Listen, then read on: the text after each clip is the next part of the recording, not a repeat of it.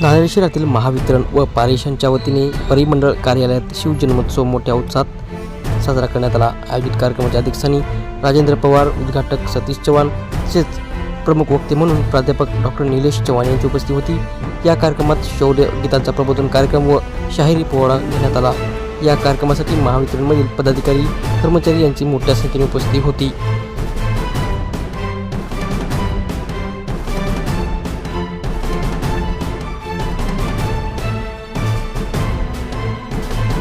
तर्फे मागील 2017 पासून आपण महावितरणच्या परिसरामध्ये शिवजयंती आयोजित करत आहोत। शिवजयंती सोबतच इतर सामाजिक कार्यातही आपण योगदान देतो।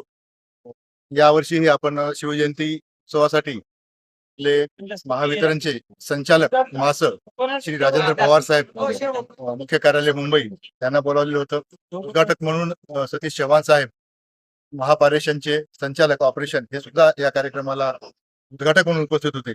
त्याचप्रमाणे श्री किशोर गरुड, मुख्य अभियंता आकाशगंगा, महापारेषण मुंबई, हे देखील या कार्यक्रमाला उपस्थित होते। सोबतच अधीक्षक अभियंता श्री गणबहादूर साहेब, प्रभारी नांदेड, हे सुद्धा या कार्यक्रमाला उपस्थित होते। तसेच माननीय सौ निधी गौतम, पायाभूत आराखडा अधीक्षक अभियंता, या सुद्धा या कार्यक्रमाला उपस्थित होत्या। विशेष म्हणजे यावेळेस वक्ते म्हणून आपण माननीय श्री डॉक्टर निलेश चव्हाण यांना आमंत्रित केलं होतं, जे की छत्रपती संभाजीनगरचे आहेत आणि ते अत्यंत चांगले असे व्याख्याते आहेत। त्यांचं व्याख्यान आपण आयोजित केलेलं होतं। आता व्याख्यानानंतर शिवराज शिंदे यांचं आपण शाहिरी पोवाडा, जे प्रबोधन युक्त असा शाहिरी पोवाडा आपण ठेवणार आहोत आणि जेवणानंतर लगेचच तो कार्यक्रम सुरू होईल। आपण सर्वांनी त्या कार्यक्रमात आस्वाद घ्यावा।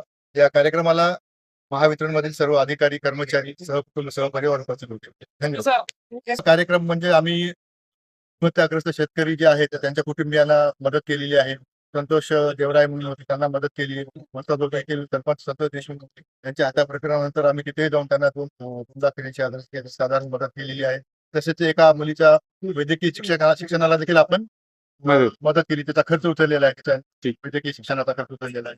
त्यासोबतच रक्तदान शिबिर असो किंवा काही कोणी जर मोठे लोक आले तर त्यावेळेस आपण फळ वाटप म्हणा, पाणी वाटप, जे काही शक्य असेल ते असे कार्यक्रम करतो। महिला हॉस्टेलला आपण, मुलींच्या हॉस्टेलला आपण मोठा वॉटर फिल्टर आपण भेट दिलेला आहे।